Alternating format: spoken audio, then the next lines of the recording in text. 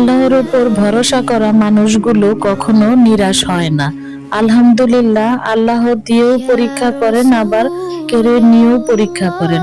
আল্লাহ যেটা দেন সেটা নিয়ামত, আর যেটা দেন না সেটা হিকমত। যেটা দিয়ে আবার নিয়ে নেন সেটা পরীক্ষা, আর ধৈর্যের পর যেটা দেন সেটা কুদরত।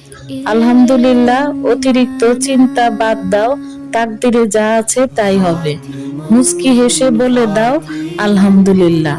তাকদিরে যা নেই সেটা হীরা হলো হারিয়ে যাবে, আর যা লেখা আছে তা দূরে হলেও তোমার কাছে ফিরে আসবে। হতাশ হইও না, কোথাও না কোথাও কোনো এক উসিলায় আল্লাহ তোমার সকল মুসিবত আসান করে দেবে ইনশাআল্লাহ।